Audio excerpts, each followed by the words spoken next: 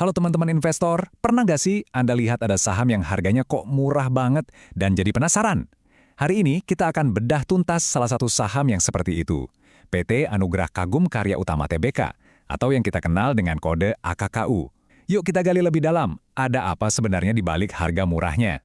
Nah, ini kan pertanyaan klasik yang sering banget muncul di benak kita sebagai investor, ya kan? Lihat harga saham di level paling bawah, langsung kepikiran, wah, ini jangan-jangan harta karun yang belum ditemukan.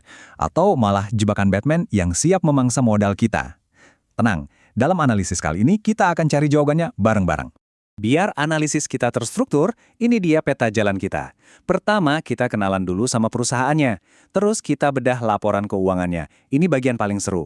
Lalu kita bandingkan valuasinya dengan pesaing, kita kumpulin semua red flag atau tanda bahayanya, kita intip sedikit skenario kalau sajanya, dan terakhir kita simpulkan semuanya untuk membantu Anda mengambil keputusan. Oke, kita mulai dari bagian pertama. Kita kenalan dulu, siapa sih perusahaan di balik saham Aku ini?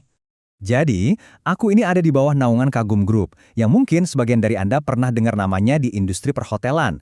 Bisnis utama mereka yaitu manajemen hotel dan properti. Nah, sebagai investor, kita harus langsung catat nih, bisnis kayak gini itu sangat sensitif sama naik turunnya ekonomi dan pariwisata. Ini poin penting pertama. Kalau kita lihat perjalanannya, wah cukup dramatis ya. Awalnya nama perusahaannya beda, terus ganti jadi AK di 2016. Tapi sejak 2018, harga sahamnya itu kayak macet, nggak gerak dari level paling bawah. Anehnya, mereka sempat loh dapat pendapatan tertinggi di 2020, tapi ternyata itu nggak bertahan lama. Puncaknya ya sekarang ini, sahamnya sampai disuspend sama bursa.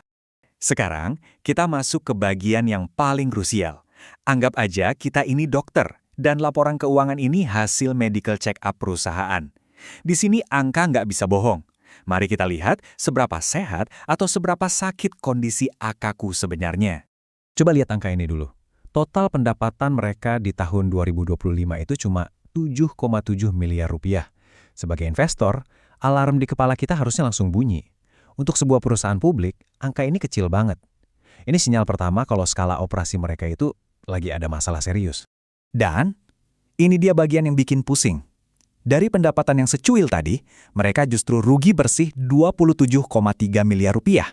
Ruginya ini bahkan bengkak 200% dari tahun lalu. Ini bukan lagi sekedar nggak untung, ini namanya mesin bakar duit. Angka ini nunjukin betapa parahnya kondisi mereka.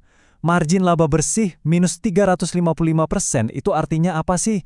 Gampangnya gini, setiap AKKU dapat pemasukan Rp100, mereka malah harus keluar uang yang bikin mereka rugi Rp355. Model bisnis yang jelas-jelas nggak akan bisa bertahan lama. Nah, ini akibatnya. Cash runway itu istilah keren buat nanya, sisa nafas perusahaan ini tinggal berapa lama lagi?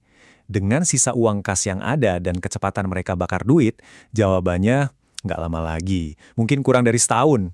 Mereka ini lagi lari maraton, tapi botol minumnya udah hampir kosong. Bahaya banget. Oke, kita tahu keuangannya berdarah-darah. Mungkin Anda mikir, pasti valuasinya murah banget dong. Eits, jangan buru-buru menyimpulkan. Mari kita coba adu dengan perusahaan sejenis di industrinya. Apakah harganya benar-benar semurah itu?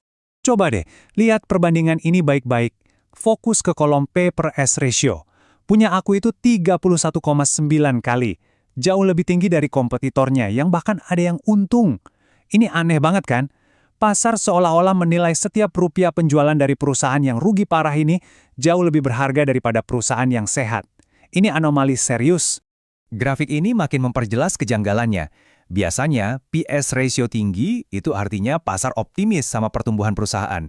Tapi di kasus IKQ, ini cuma ilusi.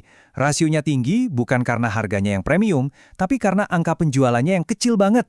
Ini adalah contoh klasik dari value trap, saham yang kelihatannya murah, padahal secara fundamental mahal banget. Mari kita lanjutkan.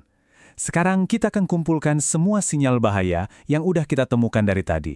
Anggap ini seperti daftar periksa risiko yang wajib banget Anda perhatikan. Situasi yang mereka hadapi ini udah bukan sekedar kinerja bisnis yang jelek lagi. Masalahnya udah sampai ke akar-akarnya, kepatuhan aturan dan kelangsungan hidup operasional perusahaan itu sendiri. Yuk kita jabarkan satu-satu. Di suspensi BEI karena nggak bisa bayar iuran, ini udah lampu merah paling terang. Sahamnya juga nggak liquid, alias saham tidur, susah dijual. Arus kasnya megap-megap. Ruginya udah bertahun-tahun, bukan baru kemarin sore. Proyek yang dijanjiin pun nggak jalan. Ditambah lagi ada bau-bau masalah dari grup induknya. Ini kombinasi risiko yang sangat beracun. Nah, di tengah semua kabar buruk ini, biasanya muncul satu skenario kalau saja. Skenario spekulatif yang jadi harapan terakhir. Mari kita bahas di bagian kelima. Apa benar aku bisa banting setir ke bisnis tambang? Di sini kita membandingkan dua dunia yang berbeda. Di satu sisi ada realita pahit bisnis hotelnya yang sudah terbukti gagal. Di sisi lain ada mimpi untuk pindah ke jasa pertambangan. Prospeknya memang kelihatan lebih seksi, marginnya bisa tinggi. Tapi ini semua masih di awang-awang, belum ada bukti apa-apa. Dan yang paling penting, butuh modal yang super besar. Dan ini dia intinya. Dari mana duitnya? Uang perusahaan lagi sekarat kok. Satu-satunya jalan, ya kalau ada dewa penolong atau investor raksasa yang mau datang nyuntik dana segar lewat rights issue. Intinya, mereka ini butuh diselamatkan. Pertanyaannya, siapa yang mau menyelamatkan? Akhirnya kita sampai di bagian pamungkas. Setelah kita bedah semua data dan faktanya, sekarang waktunya kita tarik benang merah dan merangkum semuanya menjadi satu tesis investasi yang jelas. Jadi kesimpulannya ada 4 poin. Pertama, model bisnisnya saat ini sudah gagal, titik. Kedua, perusahaan ini diambang kebangkrutan karena kehabisan uang. Ketiga, meskipun harganya terlihat murah, valuasinya sama sekali nggak masuk akal. Dan keempat, harapan untuk pindah ke bisnis tambang itu risikonya tinggi sekali, seperti bertaruh pada lotre. Maka pertanyaan terakhir ini saya kembalikan sepenuhnya kepada Anda. Setelah kita melihat semua buktinya, dari laporan keuangan yang compang-camping sampai deretan bendera merah yang berkibar, pertanyaannya jadi sederhana. Dengan resiko kehilangan seluruh modal Anda, apakah secercah harapan dari skenario spekulatif ini sepadan untuk diambil? Keputusan ada di tangan Anda.